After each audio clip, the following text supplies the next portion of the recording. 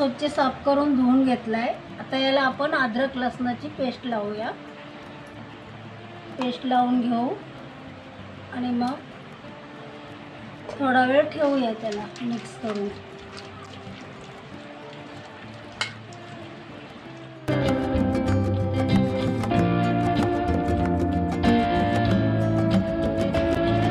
आता याला आपण सगळं मिक्स करून ठेवलंय अद्रक लसूण हा मसाला। आता याला आपण कांद्या लसणाची याची फोडणी देऊया, कांद्या टमाट्याची, आणि सुक्कं कलेजी आणि पेठा सुक्का बनवूया। चला तर मग आपण फोडणीला देऊया। चला तर मग आपण आता कांदा फोडणीला घालूया। आपण आज कलेजी पेठा सुक्का बनवूया, थोडा रसेदार। त्यासाठी हा खडा मसाला आहे, दालचिनी, तेजपत्ता, याला जरा तडका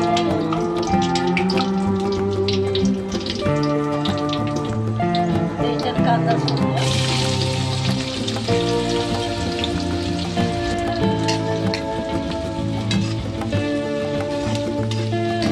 कांदा चांगला लाल होईल, आपण याच्यात टोमॅटो टाकूया।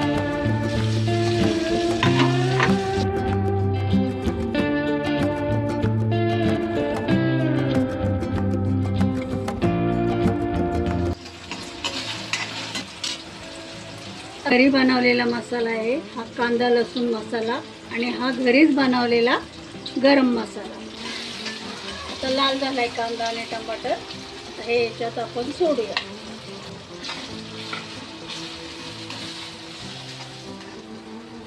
थोडी हळदी पावडर,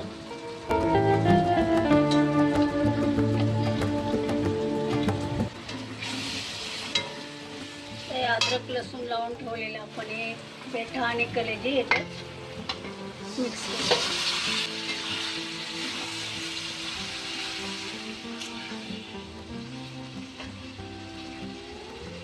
आपल्याला थोडं पाणी शिजायपुरतं टाकायचंय आणि सुक्कच बनवायचंय। शिजू द्या, मग नंतर थोडंसं पाणी टाकूया, तोपर्यंत झाकण ठेवूया। याला चांगलं पाणी सुटलंय, थोडं शिजण्यासाठी आपण पाणी ॲड करूया। ह्याच पाण्यात शिजून आपण सुक्कं बनवूया। आता याच्यात पाणी नाही टाकायचं, या पाण्यामध्ये आरामात होईल।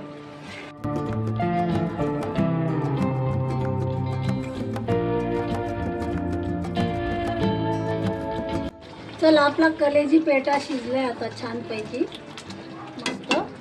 आता याच्यात आपण कोथिंबीर सोडूया।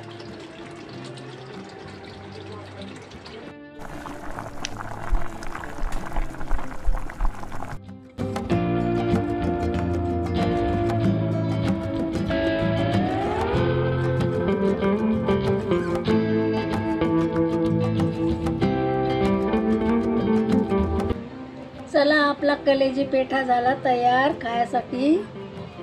बघा, तुम्ही पण करा आणि आम्हाला कमेंट करून सांगा कसा झाला तो, आणि सबस्क्राईब करा आणि लाईक करा। थँक्यू, धन्यवाद।